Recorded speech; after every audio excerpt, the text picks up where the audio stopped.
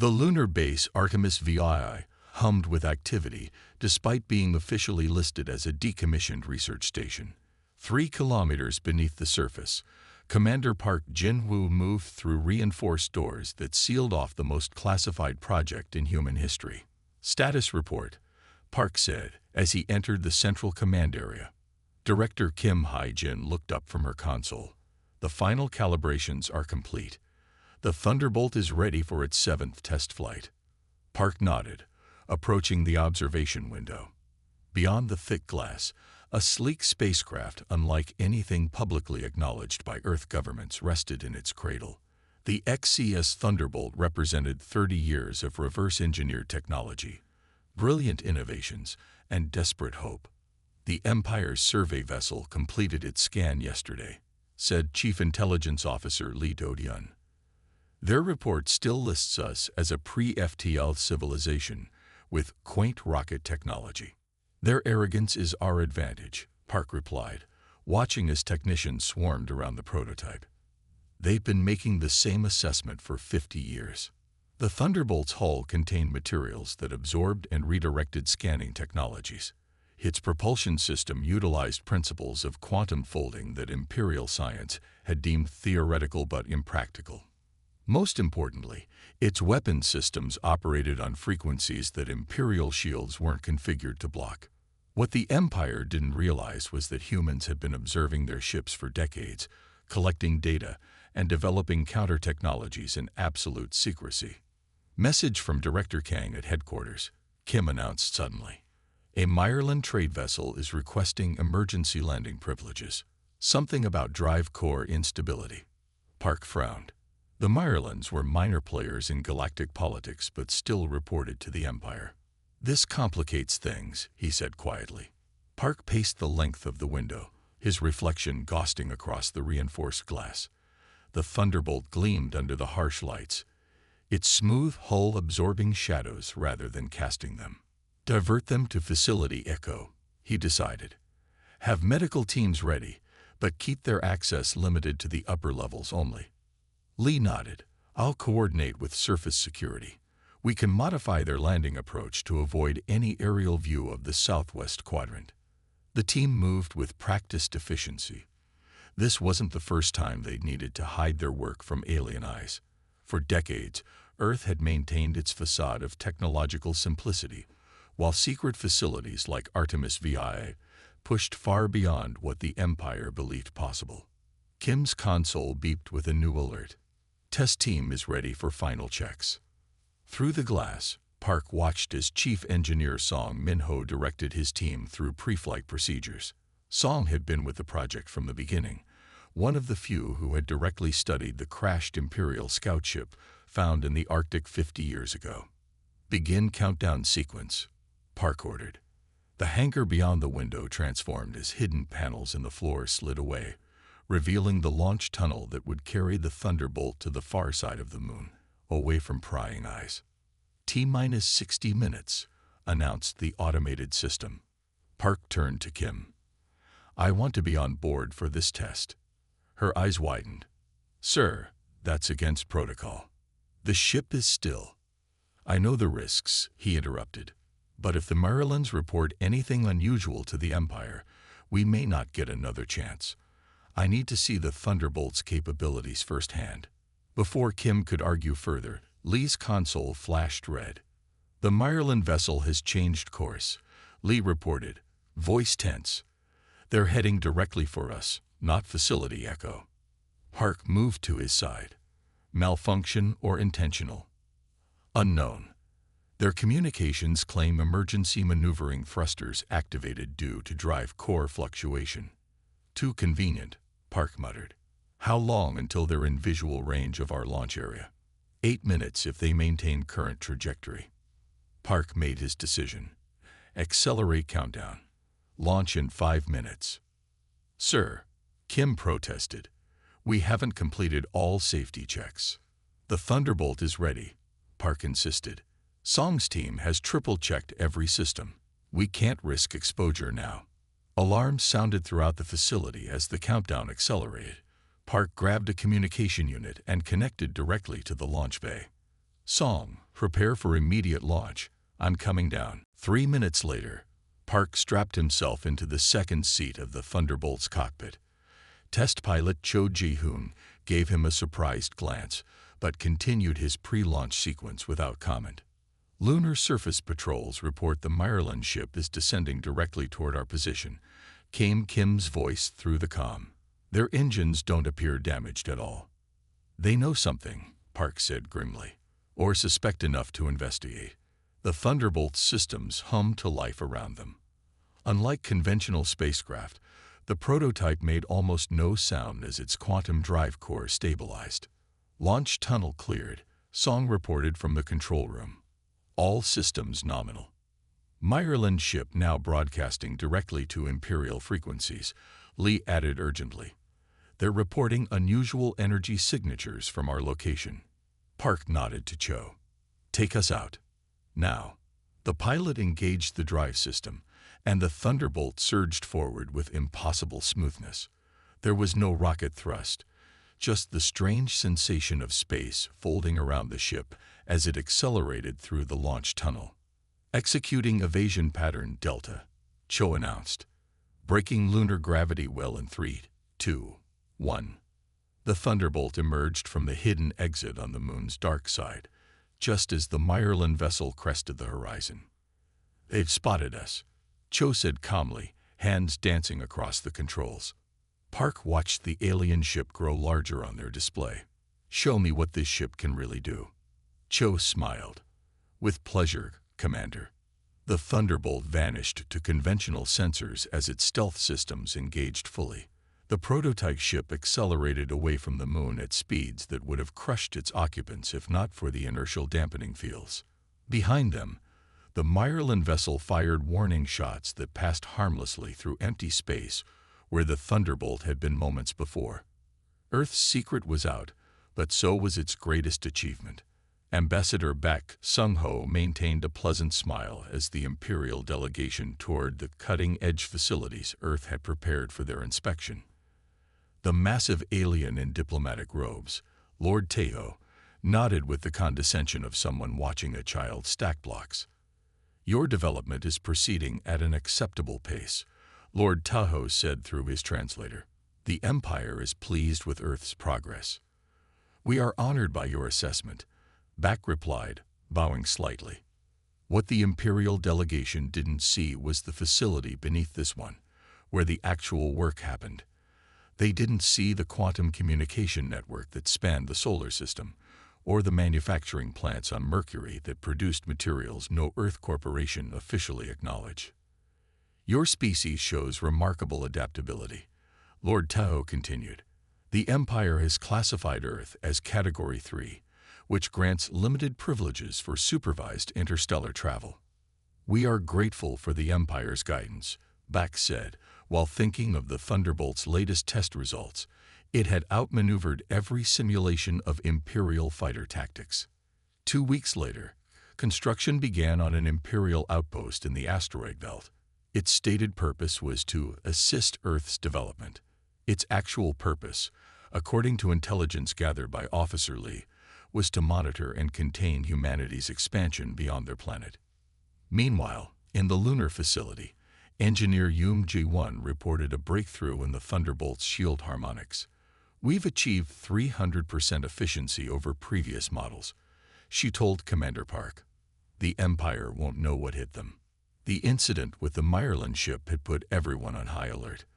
Though the Thunderbolt had escaped detection, the Empire now suspected something. That was why Lord Tahoe himself had come to Earth, rather than a minor official. They're watching us more closely now, Buck told the secret council that met in a room 30 meters below the official reception hall. The walls were lined with technology that blocked all signals, even those using Imperial quantum scanning. Security Chief Nam looked grim. The test flight data from the Thunderbolt confirms our fears. The Empire is not here to help us develop. They're assessing whether we're worth conquering or simply controlling. Show them, President Kim said quietly. Nam activated a holographic display showing intercepted Imperial communications. The translation revealed plans to eventually strip Earth of its resources and possibly relocate its population to labor colonies. "How long do we have?" asked Defense Minister Han. "Based on standard Imperial procedures, they'll observe us for 6 to 8 months before making their final assessment," Nan replied. Ambassador Bake added, "Lord Tahoe has requested tours of all our major research facilities. I've been stalling, but he's becoming impatient." Commander Park, who had returned from the Thunderbolt test flight, spoke up. "We need to accelerate our timetable. The Thunderbolt performed beyond expectations, but we need more. One ship won't be enough if they bring a full invasion fleet." The meeting was interrupted when Engineer Yoon burst in, her face flushed with excitement despite the breach in protocol. "I'm sorry," she said, "but this couldn't wait." She connected her tablet to the display system. Complex diagrams appeared, showing the Thunderbolt's shield system. "We've been approaching Imperial shield technology from the wrong angle," she explained. "They use a layered frequency approach, which is why they're so effective against conventional weapons. But our latest tests show that if we modulate our shield harmonics to create deliberate interference patterns." The animation showed two waveforms colliding, creating a cascading failure. "Their shields will collapse from within," Park finished, understanding immediately. Yoon nodded. "Exactly. And the best part is, we can adapt this approach to our weapon systems too." President Kim looked at the assembled leaders. "How soon can these modifications be implemented?" 2 weeks for the Thunderbolt," Yoon answered. "Maybe a month for our defensive grid." "You have 10 days, the president said firmly. 2 levels above them, Lord Tahoe and his entourage were being shown Earth's most advanced space propulsion lab, marveling condescendingly at rocket technology that the Empire had abandoned thousands of years ago. "Primitive, but charming," Lord Tahoe remarked to his aide. "They show promise as a servant species." The aide nodded. "The outpost construction proceeds ahead of schedule. We should have full monitoring capability within 30 days. "Excellent. I believe Earth will make a fine addition to the Empire's resource worlds." In the asteroid belt, the Imperial construction ships worked tirelessly, assembling the massive outpost that would soon house a permanent garrison. None of their sensors detected the tiny stealth drones that Officer Lee's team had deployed, recording every detail of Imperial construction techniques and defensive arrangements. Back on the moon, Commander Park watched as technicians implemented Yoon's shield modifications to the Thunderbolt. The ship had performed brilliantly during its emergency test flight, but that had been against a single merchant vessel. If they faced an Imperial battle group, they would need every advantage. "How confident are you in these modifications?" he asked Yoon. She adjusted a setting on her diagnostic tool before answering. "In simulations, they're 98% effective. But Imperial shields might have variations we haven't accounted for." "Then we need to get closer," Park decided. "I want detailed scans of the outpost they're building." Yoon looked up, alarmed. That would mean taking the Thunderbolt dangerously close to active Imperial ships. "Exactly, and I know just the pilot for the job." Later that night, in the Secure Communications Center, Ambassador Bake received an encrypted message from his contact in Lord Tahoe's delegation. The news was worse than expected. The Empire had moved up its timetable. Earth wasn't being given 6 months for assessment. They had less than 60 days before the Empire would make its final decision. Bake immediately forwarded the message to President Kim with a simple addition: "We need to be ready sooner." On the Thunderbolt, Commander Park and Pilot Cho prepared for another mission. This one even more dangerous than the last. They would fly directly to the Imperial construction site, gathering intelligence that could mean the difference between Earth's freedom and enslavement. "Ready when you are, Commander," Cho said, his hand steady on the controls. Park nodded. "Let's show them what humans can really do." The Imperial message arrived without warning.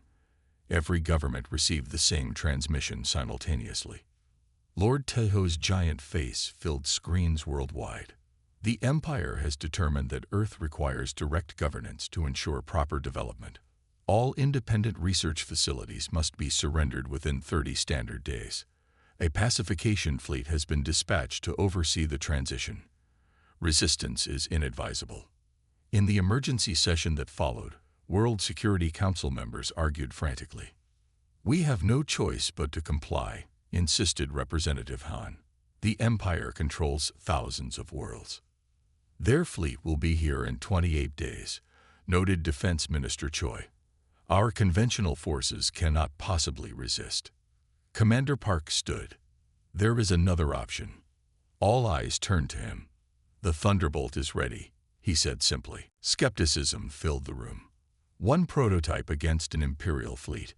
Chief Engineer Yoon stepped forward with technical specifications that few in the room fully understood. "The Thunderbolt isn't just a ship," she explained. "It's a proof of concept. It demonstrates that all our theories about Imperial weaknesses are correct." "You're suggesting we send a single vessel against their fleet?" President Moon asked incredulously.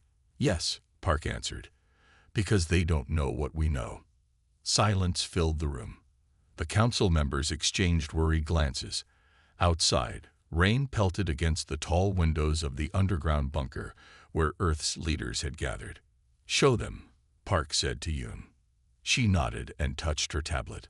A hologram appeared in the center of the room showing the Thunderbolt's recent mission to the Imperial construction site in the asteroid belt. The recording showed the sleek ship slipping past Imperial sensors undetected. It captured detailed scans of their shield generators, weapon systems, and power distribution networks. 3 days ago, we completed this mission," Park explained. "What you're seeing has never been accomplished before. No species has ever penetrated Imperial security so completely." Defense Minister Choi leaned forward. "Impressive espionage, Commander, but this doesn't show combat capability." Park nodded to Yoon again. The hologram changed to show a simulation of the Thunderbolt engaging an Imperial cruiser. The Earth ship fired weapons that bypassed the alien vessel's shields completely, targeting specific systems with surgical precision. "Our prototype can exploit weaknesses in their technology that they don't even know exist," Park continued. "The Empire has grown complacent. They've used the same basic designs for centuries because no one has challenged them effectively." President Moon studied the simulation with narrowed eyes. "One ship against an entire fleet still seems like suicide." "It would be," agreed Park, "if we fight them conventionally. But we won't. The Thunderbolt isn't designed to match their firepower. It's designed to exploit their vulnerabilities." Ambassador Bake, who had been quiet until now, spoke up. "Lord Tahoe's ultimatum came immediately after I received intelligence that they detected unusual energy readings during their last survey. They know something is different about us, but they don't know what." Yoon pointed to specific sections of the simulation. "Every Imperial ship follows the same basic design principles. Their shields operate on predictable frequencies. Their sensor systems have blind spots we can exploit. Most importantly, their command and control systems are centralized." "Meaning?" asked Representative Han. "Meaning we don't need to destroy every ship," Park explained. "We just need to disrupt their command structure and demonstrate that we can hurt them. The Empire has never faced a serious military defeat. They don't know how to respond to one." The room fell silent again as the council members processed this information. The rain outside intensified, drumming against the reinforced glass. "Who would pilot such a mission?" President Moon finally asked. "I would," said a quiet voice from the door. All heads turned to see Pilot Cho standing there, his uniform still damp from the rain outside. "Commander Park has trained me on every aspect of the Thunderbolt systems," Cho continued. "I've logged more hours in simulation than anyone else." Park nodded. "Cho is the best pilot we have. If anyone can make this work, it's him." President Moon stood and walked to the window, looking out at the rain-soaked city below. Somewhere out there, ordinary people were going about their lives, unaware that their fate was being decided in this room. "What are our odds of success?" she asked without turning around. "Based on simulations, Yoon answered, roughly 60%. And if we fail? Then we're no worse off than surrendering now, Park said firmly. The Empire plans to strip our planet and enslave our people either way. At least this way, we fight on our terms. President Moon turned back to face the council. I need to consult with other world leaders before making this decision. With respect, Madam President, Ambassador Baek said, we don't have time for extended deliberations. The Imperial fleet is already on its way. She nodded slowly. Then we will vote now. All those in favor of authorizing the Thunderbolt mission.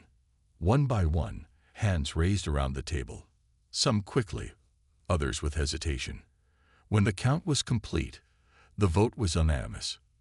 Very well, President Moon said. Commander Park, you have your authorization.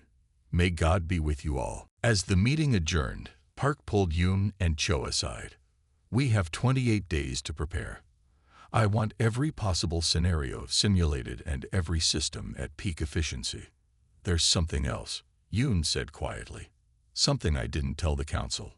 Park raised an eyebrow. What? The weapons modifications I've been working on.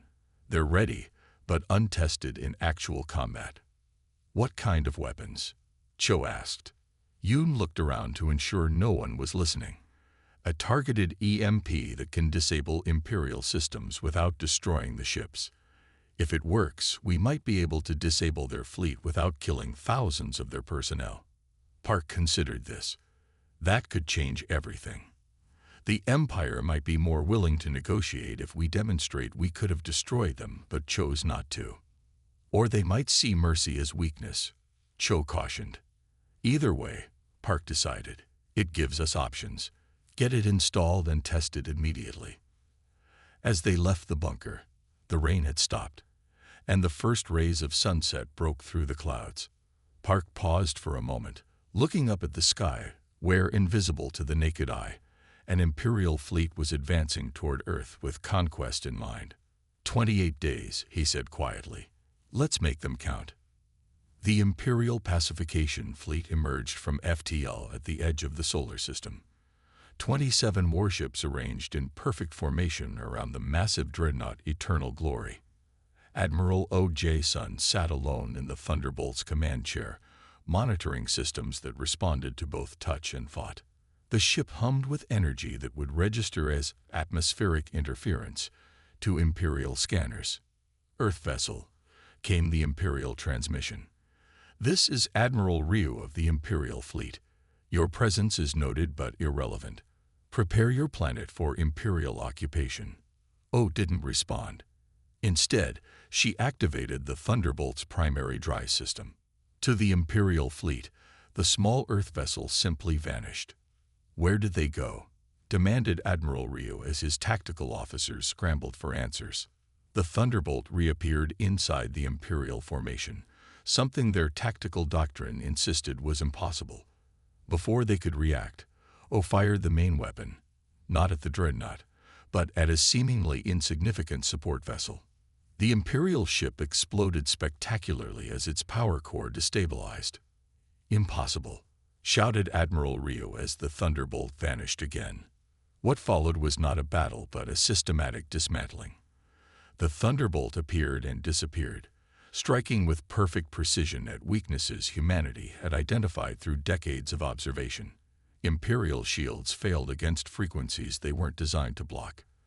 Their targeting systems couldn't lock onto a vessel that manipulated gravity fields around itself. What are you? Admiral Ryu transmitted as his flagship burned around him. We are what you overlooked, O replied before delivering the final strike. The final 24 hours before the confrontation had been a blur of activity.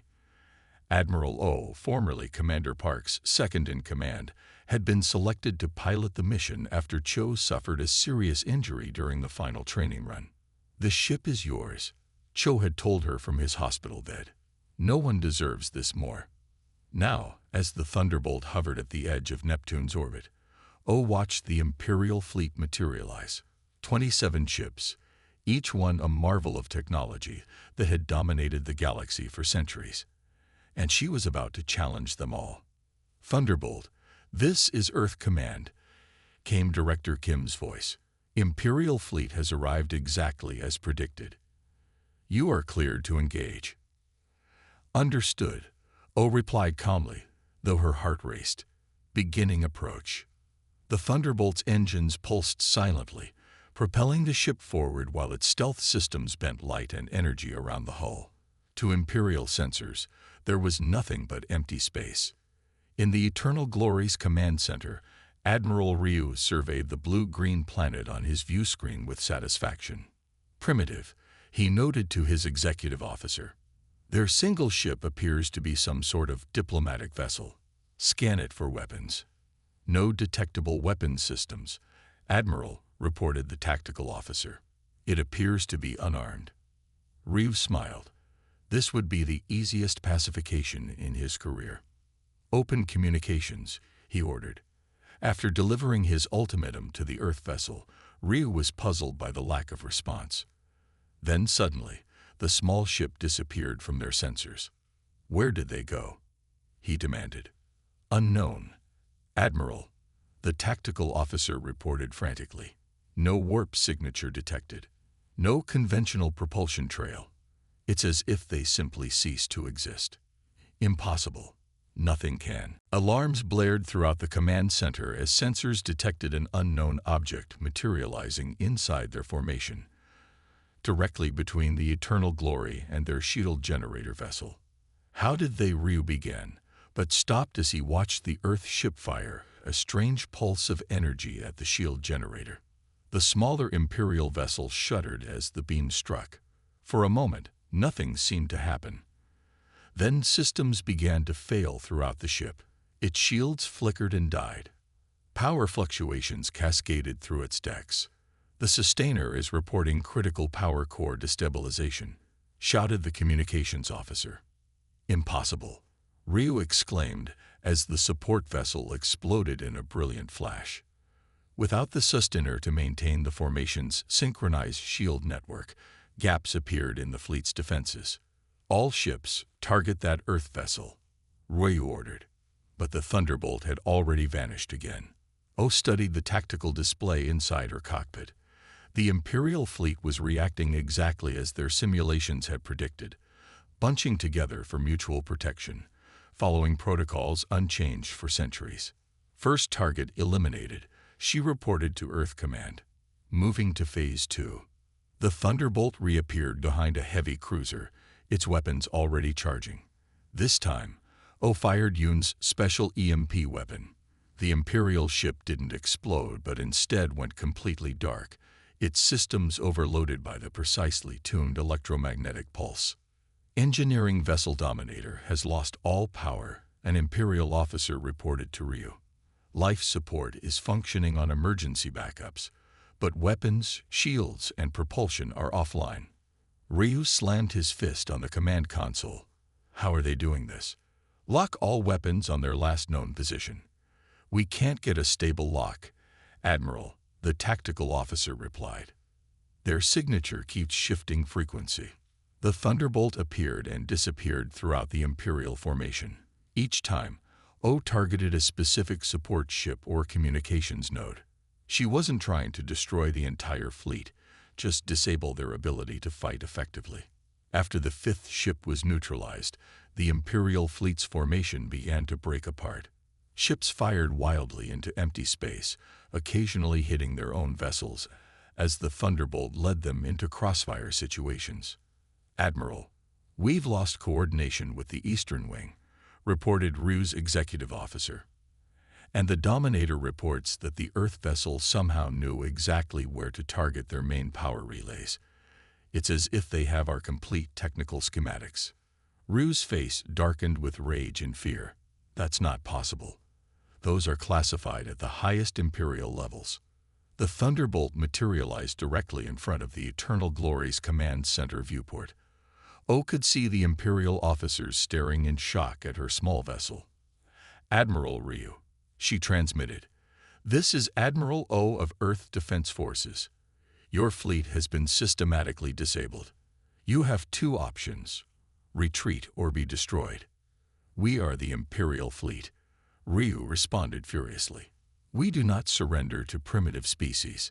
As if to emphasize his point, the Eternal Glory's main cannons began to charge, their massive barrels pointing directly at the Thunderbolt.